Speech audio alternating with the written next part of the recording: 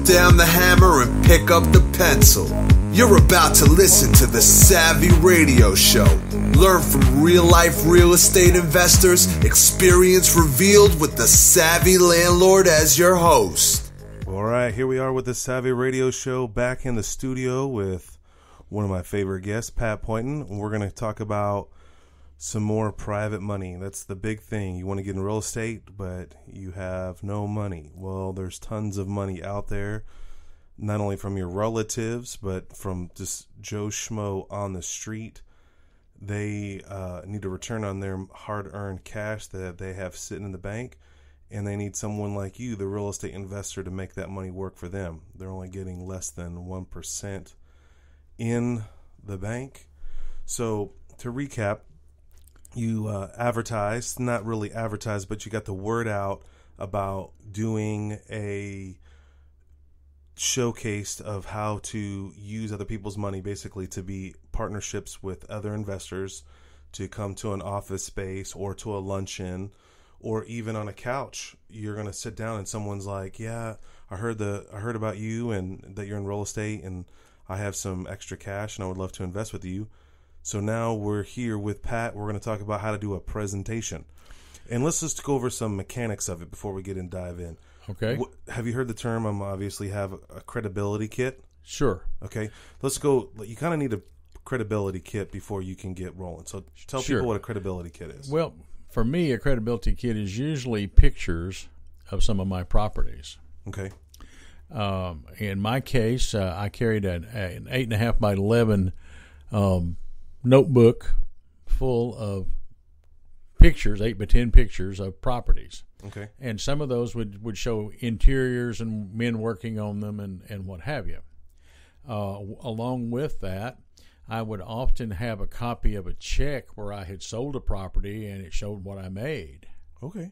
And also a HUD-1 settlement sheet showing what the property sold for, what I paid off some other investor, and what was left for me. And I would explain to them that, I'm not doing this in a benevolent way. I'm making a living at this, and I am invested in this deal just like you are. I've invested sweat, effort, and whatever money's beyond whatever you loan me to make this deal fly. And so I'm doing this so I can make $15,000 or $20,000 when I sell it, as evidenced by these items that I have here, both pictures and settlement statements and copies of the check from the title company and so forth. Okay. The reason for that, okay, keep going. Sorry. I'm trying to get it so that you, the new person considering me, can see that I know how to do this. Now, generally, I will have a copy of my note and my mortgage in there, with the names not filled in, so that they can see what the documents look like. Okay. And so you're basically assuming the sale. Oh yeah, or absolutely. Assuming the opportunity. I'm trying to go in there and show them what I would do and how I would do it, okay, and how it would work for them. And then in the back of my kit, I will usually have the equity trust documents that are necessary for you to move your IRA money from where you have it on deposit now to equity trust, which is where you can loan it on real estate. Okay. So the majority of the private money that you receive, is it from IRA or? Oh yeah, probably 60%. Okay. Maybe 70. Now you mentioned earlier to show cashier's checks of profit that you have in flipping a property per se. Do they ever say, hey, I want a percentage of that? Has anyone ever brought that to your attention? Well, sure. There's people want everything. Okay. Now, I don't do that. So, now, I might do it in certain circumstances, but I have not done it so far. Well, you don't need to. Normally speaking, I go back to the thing, you've heard me say it before, SW. Some will, some won't. So what? Somebody's waiting. Sure. So when they start dictating what they want, they are not the person I'm looking for. Sure. The person I'm looking for will let me set the terms if I'm reasonable, and will work within the format that I've already laid out. Whenever they want to start varying the format, right, deviating from the plan, then I don't accept that as a rule.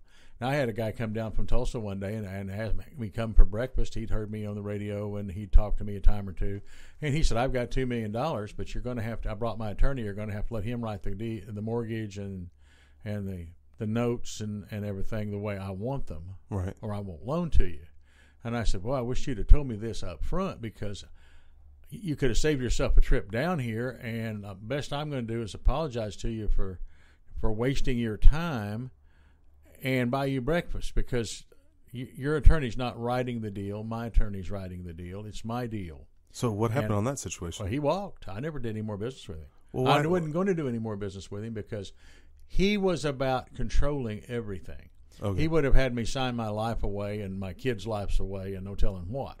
Sure. Well, he thought I was desperate and needed the money, I suspect. I don't know. But he was too much of a shark for me to be interested in doing business with him. Okay. I want to do business with people who just need to invest their money in something safe, secure, with a nice return. Makes sense. And that's the only people I'm looking for. And if you're somebody different than that, Stephen, I wish you only the greatest, but I need to move on. All right. So, people like to hear the word guarantee. I do not guarantee. That's a word that gets you in trouble. Sure. However, we're about as close to a guarantee as you can humanly be, because you're secured by a mortgage on a single-family home. Right. Now, if that home has the value that we say it has, okay, it's nearly impossible for you to lose, but I'm not going to guarantee it. I'm going to let the home guarantee the loan. I'm not going to guarantee it. Okay. But I've never seen it fail unless you overfinance the property. Now, you buy a $40,000 property and put a $100,000 loan on it, it's not going to be able to guarantee much. Sure. You buy a $40,000 property, and when you're finished, it's worth $60,000, and the guy loans you $40,000, he's pretty fixed. Yeah, because it's worth $60,000. No, I got it. So, while I'm not writing a personal guarantee of any kind, it has more guarantee than stocks and bonds have. No, I understand. The question is because people like the word guarantee. They're insecure about loaning money to some stranger. Well, there are no guarantees in the investment business. I understand that. Bonds people, but I mean, they won't guarantee you anything. I see a check. If I'm looking devil's advocate here. I'm on the cross table. Sure. I have $100,000, and I see this great. I heard you on the radio. You sound great. Everything looks great. These photos look great. And then I see this big check for $20,000. Well, my first inclination is like, I'm taking the risk. I'm putting the money up. Okay, that's fine. And I've heard people do like returns, like hedge funds or big funds that do real estate trusts and stuff like that, and they kind of give the illusion that there's a guarantee. I was just curious to see if people ask you for a guarantee, and if they do, what's your objective, or how do you handle that? Well, I handle it pretty much just like I told you. I said, well, the guarantee is in the fact that we're not overfinancing a good single-family home. That's it.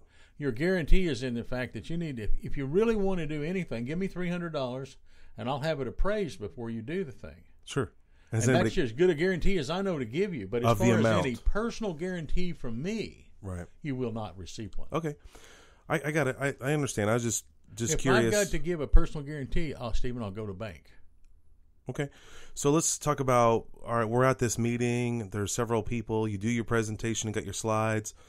Then what should I expect as a lender and you as the presenter? Walk me through this whole presentation. Well, normally what will happen at this presentation is there'll be anywhere from 10 to 100 people show up. I don't think I've had any more than about 100 people. Wow. I've had 15 or 20 or 30 lots of times. But of those, there'll only be 4 or 5 that are likely to be serious. Okay. But that's okay. If one of them loans you $50,000 and you only need to borrow $50,000, you had 100%. You see what I'm saying? You won't go and get $1 million committed to you in a meeting. You'll get 4 or 5 investors who will give you a minimum amount of money to see how it all works. Right, and then it's like generally they'll find some more money later on. All right, But anyway, we'll have the presentation. We'll do the slide portion. We'll open it up for questions, and then we'll say, any of you all that would like to have a one-on-one consultation with either me or one of my associates, please step to the back of the room there and fill out a little thing so we can contact you, where we got a phone number or whatever for you. And the rest of you, it was great that you came. Stay around, ask questions, okay, meet each other, whatever, And then I try to keep the presentation down to about 30 minutes, and then the question and answer session to 5 to 15 minutes. And then I try to give 5 or 10 or 15 minutes for me to meet the people that really have some interest. Okay. And I'm shooting there for a one-on-one meeting with them to show them some actual property. Okay. So this is basically to pre-qualify them. It's like a hurdle. Mm-hmm. We exactly. do some sort of advertising, some sort of marketing per se, there, letting people know we're coming there. So let's just paint the picture. I got a PowerPoint presentation on the screen. I go, "Hi, I'm Steve Van Kallenberg. I'm the Savvy Landlord. I do a radio show with you, and I'm in seeking. I get a lot of people that ask me about wanting to invest. Here's a great way to invest. Exactly. I have a project going down right now. Here's pictures of it. Here's what I'm looking to do. This is my ROI. Yeah. Now, and this is a safe investment because it's backed by real estate. I'm looking for an investment of $30,000 or $50,000. In my presentation, I usually try to explain to them the differences. Okay, tell me. Let's talk about that. Well, the differences can be fairly lengthy. There's 3 or 4 different kinds of property out there I'm going to talk about. Okay. One is collateralized versus non-collateralized. Okay, let's do it. Okay, banks almost exclusively loan on collateralized property. You want to get a car loan, you bring the car down. They look at the car, they have a book that tells them how much they'll loan on that car, and they make you a loan. Okay. If you fail to pay, the car becomes their property, which they will sell and try to recover their money. Mm-hmm. Plus, they'll come against you for anything they don't collect. Judgment. But that's a collateral. There's something besides your good word. What a banker is saying to you is, Stephen, we believe in you or we wouldn't be having this conversation. However, we want you to put up something besides your good word before you get our money. Now, non-collateralized investments are stocks and bonds is a classic example. You buy American Airlines stock, and forgive me for using American, I just picked somebody out of the air. I don't mean anything to anybody. You don't have a lien against their office equipment or their accounts receivable or any company trucks or any airplanes or nothing. That's right. You have a piece of stock. Piece of paper. If it goes up in value, great. If it goes down in value, too bad. But that's all you have. You're along for the ride with no options whatsoever. Correct. And that's a non-collateralized investment. Now, bonds are pretty much the same way. The only difference is they tend to give you a percentage yield on a monthly or quarterly basis, which stock generally does not, unless it does a dividend. And I don't want to get into stocks and bonds. We're not trying to do that. But they are classics of people investing in non-collateralized investments. And no work either. Well, no work, but no collateral. Sure. And what we're offering you is no work. But with collateral. With collateral. Biggest difference in the world, and stockbrokers will always tell me how good their stuff is. They always shut up when we talk about collateral. Okay, so that's a great point. So now this individual that has the lender, let's call them individual that has money, they don't even think that way. Yeah, they don't know what these differences are. So you kind of have to educate them about collateral and the point of it. Absolutely, that's what you're doing at the seminar. Okay. And you say, here's a picture of this house at 921 Southeast 15th Street. Or let me use one I really own, 7202 Southeast 15th. Here it is. Okay. It's probably worth $65,000 in its present condition. Okay. I'm looking to borrow $40,000. Against it. Against that house. I will give the person who loans the money a first mortgage. Now, first is an important word in the mortgage. It means you are number one. That's right. You get your money whether anybody else does or not. Mm-hmm. Now, let's assume that for whatever reason, I'm unable to pay you back. Okay. By Oklahoma law, you can foreclose that property because you're in first position. Anybody in second mortgage or anywhere else, they just lose. The only way they can protect themselves is to pay you off. So any way it works, you get your money back. You end up with the house. Now, let's say you end up with a house by right of foreclosure. That will cost you around $1,400, $1,500 to go through the legal steps. But now the house is owned by the IRA or owned by you, depending on where the money came from, and you own it. Now, the renter can stay in it. He can make his payments to you. Right. And the renter that I had in it will say, like in 7202's had a renter in it for years. My point is that renter is not being moved because we're foreclosing. He's just sending his payments to somebody else instead of me. Now, let's say that you don't want to be a landlord. True. You give the renter 30-day notice to move, and he moves. You call up your local realtor, whoever it might be, and you say, go out there and list that property and put a sign on it. So the realtor goes out, he does a market analysis, he says it's worth $62,750 or whatever he says. You say, fine, it sells. You pay the realtor 6%. Okay. Now you're down to $59,000. Now you had that $1,400 to get it back in your name, so now you're down to, let's say, $58,000. Okay. And you only owed me $40,000, so you got $18,000 for your trouble. Right. That's the difference in collateralized property and non-collateralized property. For us as an investor, that's like apple pie. I mean, great, I'll loan you money, and if you default, boom. Yeah. But for the 80-year-old lady, the 7-year-old lady that's like needs this income, now she's dealing. I mean, that's the risk that she would have to say. Okay, but let's look at her risk. She needs the income no matter what she does. True. If she puts it at the bank on CDs, she's getting a couple of %. No, less than one. I'm not trying to argue the actual number. No, I know. It's just a teeny teasing. tiny number. Yeah, it's not even worth the time. Okay, if she buys stock, it doesn't pay her anything anyway unless she buys preferred stock, and then it's paying maybe 2-3%. Right. If she buys bonds, they may be paying her 6% or 7%, and she's paying taxes on it. If there are available. If they continue to be profitable, and they can go up and they can go down, and everything can change on them. I'll tell you an interesting story about bonds if you remind me just in a minute. Okay. But at any rate, you can have all of those things happen to you pretty easily. Now, with real estate, she has this hassle of having to take it back. Right. But it's not a very big hassle. Here's what she can do. Let's say she wants to rent it. She calls a property management company, enters an agreement with them, and they take care of it for her. And then she doesn't think about it ever again. That's pretty much it. 10%. Now, on the other hand, let's say she wants to sell it. She calls a realtor, and they list it and sell it, and she doesn't really have to deal with anything again except to sign the contract and show up at closing. All right. So now, as far as getting it in her name, what she has to do is go to a foreclosure attorney, such as Mike Brogan, is a well-known one in Oklahoma City. Write him a check. Bring him your mortgage. You won't have to do a living thing. No, I love attorneys. It's as simple as it seems complicated because you've never done it.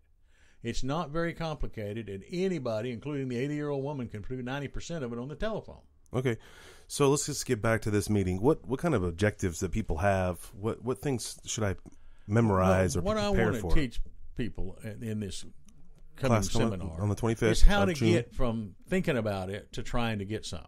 That's where I'm at right now. That's climbing over the fence is what I call it. Here. You need to figure out, do I need some business cards that explain this pretty neatly? Yes. Will you bring all this stuff? No, I will help you write one or whatever. I mean, are you going to bring examples on the class? Yeah, I'll bring some examples of things that people have used. I make up a little brochure. Kind of I print on my own printer, but on nice paper. I usually make up some handouts for people at the meeting that cover the bullet points again in writing, because some people are better to read it than hear it. Or maybe they go home and can't remember exactly what I said, and so they read it. And I use those handouts. As far as the letter for direct mail, I haven't used direct mail in quite a while. I don't have anything very current, but I think we can probably write something up that would be satisfactory. And then you go to a list broker and buy a list of people that you think fit the demographics to have money. I think we touched on that briefly in one meeting, but you don't want 18 to 25-year-olds that live in apartments. They don't have any. Sure. They're not your people. I agree. You need 50 to 75-year-olds that have a $250,000 or greater net worth. And they're frustrated. Well, they're the people that might have some money to invest and may be getting no return on that money. Okay. And then you have them in different geographic areas. Now, let's say that your mom and dad are in their mid-60s and they're, they don't drive too much at night or whatever. So you hold one in Norman, they might not come if they live northwest, even though they had some interest. So you need to have a meeting maybe in Norman, and then a couple of weeks later have one northwest, and maybe have one in Edmond occasionally, and so that people don't have to travel a huge distance to come to the meeting. Okay. And, of course, you want anyone that has an interest to call you. I mean, they might read the thing and say, I can't make the meeting, but I'd like to know something about it. And then you just try to do a one-on-one. It's going to take a long-term commitment from people to switch over to private money. I mean, you have one seminar and 3 people show up and nobody loans any money. It's not over with. It's just the beginning. It's just like real estate. And as an investor, I mean, you don't just have 100 houses overnight. It's just no, one and you don't at a have time. 100 investors overnight. You get 4 the first year and 8 the second year and 20 the third year if you're working them. Okay. Because you're getting a lot of referrals from those 8 or 12 that you've already gotten. So, again, I like to reiterate. So, I'm starting out. I got to get organized. Got to get my credibility kit together. I got to be prepared. Right. And then I got to just start prospecting all the time, letting people know that I'm a real estate investor. Everywhere you go, you need to tell people what you do. I show people how to get a What's your 30 return. seconds? What's your 30-second elevator speech? If you're not satisfied with how your money's working for you, I can show you how to put your money to work, and it'll make you from 6 to 12% interest, depending on what it is and where it is, and it'll be secured by real estate. Okay, great. Here's one. I need to get off, but if you want, here's my card. Call me. Okay. And once in a while, people. Here's one I heard the other day. What I do is give people return on their money. Just real simple. I mean, I'm a real estate investor, and I help people get a return on their money. A safe, secure return on their money. A safe, secure return. I mean, just real simple. It's like 10 seconds. That's excellent. I would print that on the back of my business cards. Okay. I'm a real estate investor. I help people that have money that isn't working. I put it to work, and I give them a safe, secure investment. And I put something to that effect on the back of the business card. Okay. I would also print up a little, like I said, trifold brochure that'll tell them a lot more. And I would put it up, and I would carry them in my briefcase, in my suit coat pocket, wherever, and I would hand them out just pass them out cards. and you just never know where you're going to get funding. I don't care if she's a waitress at Chili's. If she wants to know what I do, I want her to know. Because she may know somebody else. Well, her mama may have $10 million for all we know. Okay. I mean, you do not know who will have money. And it may be people that you wouldn't think of. For instance, we had a lot of GM workers that were plant workers. And when the plant closed, a lot of them got early retirement and got lump sum settlements from GM for their early retirement at somewhere between $50 and $250 a person. Right. And they've got those in IRAs that are probably earning them all at 2%. Is there certain... You may have a blue-collar guy that you think of as a car repair guy or whatever, but it doesn't necessarily mean that he doesn't have some early retirement or some inheritance or some oil money or who knows. So there's tons of prospects out there. Sure. Just let's veer off for 1 second. You know, I was reading a IRA money book or whatever, how to invest your IRA, self-directed IRA, that's it, self-directed IRA. And some companies, have you run into this, that some companies won't allow people to convert their IRA over to a self-directed IRA? Sure. Have you? How do you handle that one? You transfer it to somebody else and then transfer it again. Okay.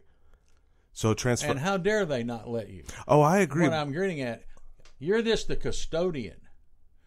As an IRA company, I'd say I'm going to sue you if you don't give me. No. What I'm saying is like big corporations, like let's say GM. Big corporation that with a 401k. 401k. That's different than IRA. Okay. I think you got the two. Okay, crossed. probably. Now, what you do is like you take somebody like a huge corporation. Okay. And you've got a 401k with them. Often will not let you transfer the money out of a 401k or into a self-directed IRA. Okay. Here's what I would do. Okay. So how do I find? Okay. Let's go into. Someone sure has $100,000 in a 401k. And they want to invest with me. How do I get that money? That I can do this, but I'm just giving you an idea. Okay. Here's what I would try if I were that employee.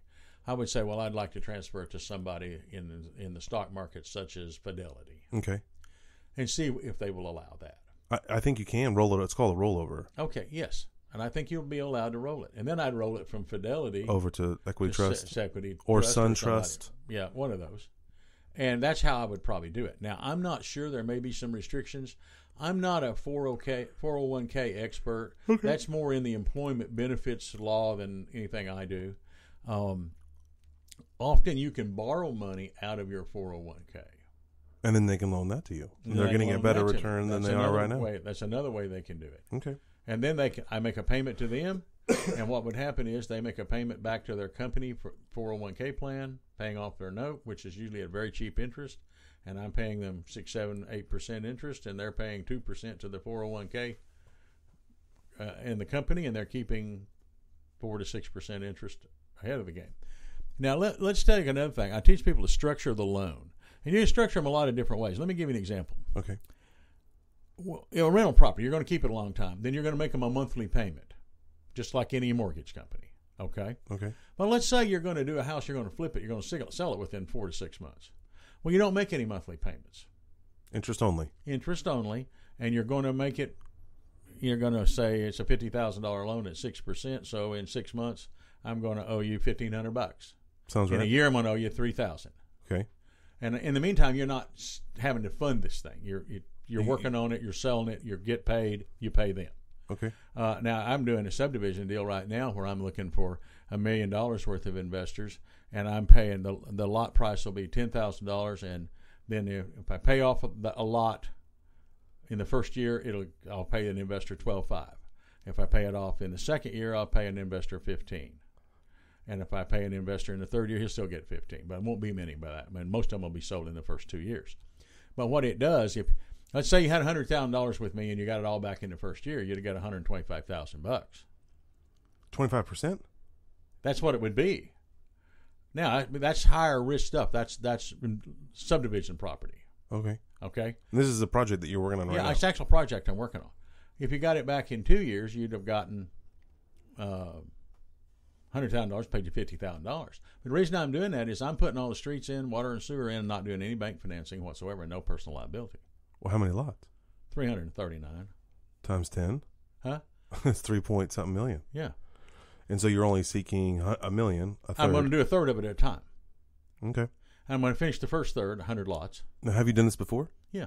Okay. But if I do the first third, 100 lots, I'll sell them off. I won't do 300 lots and have them all sitting forever and ever and ever. I'll do 100 lots. I'll sell them off in 2.5, 3 years, and I'll pay the investors. I'll turn around and borrow the money again from those investors or different investors or from the bank or some combination, and I'll do the next 100, and then I'll do the next 100, and then I'll do the last 39 lots. And you'll live large. All right. Yeah. So let's focus on the party or the presentation. So 10 people are there. 6 of them are not interested. 3 people or 4 people, whatever, fill out the form. Then I set up a meeting with them. And then I just go real specific into that specific deal. Bring the paperwork. Yeah, maybe show them 2 or 3 deals. I mean, I might, in my case, Do they choose? I would take them and show them houses I've already done. Okay. This house right here. Here's the key. Okay, so now we're driving with them. Okay, so we got the presentation. Yeah, then we set up a time with them. Future appointment where we're driving them around. Okay, showing so them. now we're physically going to the property. Now, so do you have this under contract? A lot of times I do. So you use your own money? A lot of times for a contract I will, yeah. I got a waiting list. I know I can finance it. Now, if I don't have a waiting list, here's what I do. I say, okay, this is one of 3 houses I'm trying to buy. Okay. And I can often get a realtor to unlock it for me because they won't sell it pretty bad. Even if we can't, they can walk around it, look in the windows and all. And incidentally, this is a house I already own, has a renter in it. Here's all the particulars on it. Here's how much it rents for. Here's a copy of the lease. Here's a copy where I bought it. Here's how much I spent on it. That's a safe investment. And I show you this house I already own. And I show you this house that I would love to put under contract today if I had a commitment of money from somebody to loan me the money. So if someone said, has people backed out and they've committed? Of course. I mean, I'm assuming. Oh, sure they do. But you still, you have no fear in this area. Well, worst I can do is go to the bank and finance it. Oh, okay. I mean, yeah, you already got. That's the worst that will happen to me. So your goal is always to try private lending first. Oh, before I even talk to the bank. Like I have a house on a contract right now, and I need to get it funded, but I don't have any brochures, I don't have any cards. Well, there you go. I need to get that ball rolling. That's right, and you need to find somebody to talk to. Yeah, I know. That's what and that's the hard part. That is, make no mistake, that is the hard part. I do need to talk to somebody. And so you need to have somebody who has an interest. Okay. And has the money or has so money. I need to pique their interest to create the interest into me, into what I'm doing, right? As a real estate investor. That's right. Now you'll have 2 kinds of guys. You'll have the guy that's fascinated by what you do. That's kind of you and me. Right. You're kind of fascinated, but With you're you. not really going to loan me any money. If I had a lot of you don't have any. Yeah, so I don't have any money to loan you. Your own stuff, so you're not going to loan me any money. True. Now you're fascinated. Now if you were broke and only had no houses and were fascinated, that'd still be the same thing. You're not really a customer of yours. Sure. Yes. Now you're very interested, but you're not really a customer. And then this guy over here is very interested, but he's got $50,000 in an IRA. He is a customer. Okay. See, now, so you got to kind of separate the two. Some of the people that come to your seminar will be people who are interested but really have no money, and then you'll have some people that come who have money and really. Is there a way to distinguish them or to qualify them? Well, you just have to ask them. How much money do you have? Oh, and what are you prepared to do? Now, whatever they tell you is probably not the fact. I've told you that before. But, I always say, I call it found money. Invariably, they all find more money than what they started out with. Yeah, I agree. Okay, here's another question. I know an investor that I've come across, and he does use self-directed IRA himself. So he already understands that concept. What if I approached him? I mean, he has no houses in the pipeline, and I can say, hey, Mr. Investor, we've kind of know each other through the RIA. I know that you have a self-directed IRA already. Hey, I'm trying to fund this deal. I need $30,000. Well, you could do that. People approach me that way all the time. Okay. What do you mean? Because I do it. They think, well, why don't you loan me some of your money or some of your investors, and I'll pay you. Yeah, we're going to talk about that in a minute, but I agree. I'm not interested at all. Well, brokering out your own investment. And here's the reason. Okay, let's say that I've got an investor that I'm paying 6%. Okay. And he's got $50,000. Okay. And so I'm paying him $250 a month. Is what it amounts to if I'm paying him monthly. Okay. Mm-hmm. All right. And you come to me and you say, look, I'll pay you double that. I'll pay you 12% interest. Why don't you loan me that $50,000? For you personally? Yeah, I see. Okay, well, hear me. Just like this was between us, okay? But it could be anybody. But I'm just giving you an example. Okay. I've got to say no, and here's why. You've tied up $50,000 that I can buy and sell 2 or 3 houses with this year for $3,000 of profit to me. You see what I'm saying? If I take that 50 and I buy a house in 90, 120 days from now, I sell it and make $10,000. Right. And I do that again twice or 3 times before the end of the year, I'll make $20,000, $30,000 on that $50,000. But instead, I loaned it to you, and you're going to pay me double what I'm charging in interest, but I ain't making but $3,000. But you kept me from doing 2 or 3 deals. Well, the only reason why that'd be attractive if you had tons of private lending and you don't have enough deals, and if I had $50 million worth of it, maybe. But when I have $1 million or $2 million that I can tap at any given time, I don't want it going to somebody else. Well, you're still doing all the work. I mean, I understand the white collar world was just moving paper around. Hey, I'm borrowing it at 6% and I'm lending it at 12%. That's all good if you're doing $100 million, but if you're doing because it's little money, $100,000, you ain't making anything. You'd be better off to put your own money in your own deals. I agree with that because it's just the risk is greater too, and if you fumble, you got to make it good for them and all and that. If that but guy, here's the thing, like that, $50,000 didn't earn me but $3,000 for the year. For the year. And that's it. If you paid me 12% and I paid them 6%, see what I'm saying? No, I got it. And that's user's interest rate, but it still doesn't make me anything. Now, right. At $50,000, how many houses can I buy if I turn them over? No, I agree. I can do 2 houses. How much do you think? $30,000. You just explained it. Yeah, I can do at least 20. Or you said 3 times. I say, but I can do it at least twice and make 20. That's for sure. Very conservative. Well, I make 3,000 or I make 20,000, which is better for me. Plus, you're paying the private lender off, and he's going to want to loan you again because you got a return. Well, either way, you're moving money. You paid him off, if you paid me and I paid him off, he's happy. If I pay him and pay him off, he's happy. The difference is I'm $17,000 short. Yeah. And that's why it doesn't work. And I've had people say, I just don't understand. You raise money all the time. Why can't you loan me $50,000 or $100,000? Well, it's because it costs me money to loan you money. Now, I guess if I were huge and had $1 billion, then the spread would be fine. But on the deals I do, the profit on the real estate transaction is far greater than the interest. Well, I'm not trying to convert you, but say that young investor goes out and finds a $100,000 deal, only needs $40,000. He fumbles, defaults. I mean, it's a headache, but hey, you got another asset. Well, that's true if that happens. Right. Now, but it's just a whole new business model. He succeeds. He's got a great deal, or I wouldn't loan him the money. It works. True. He makes money, and I make a little bit.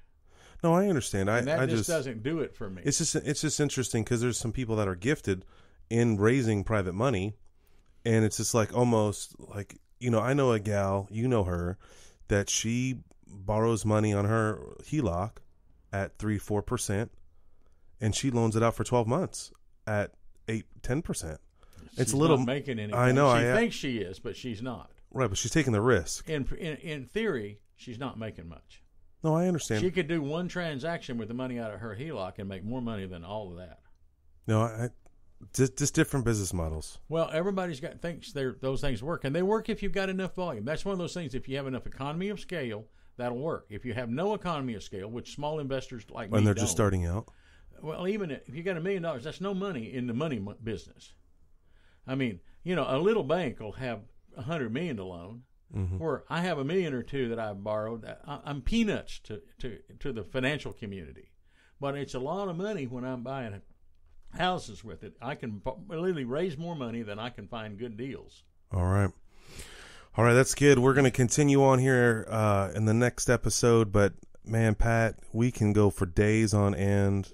Money is fascinating. Private lending is fascinating. If you enjoyed this podcast, definitely come to our class, which is June 25th, Thursday.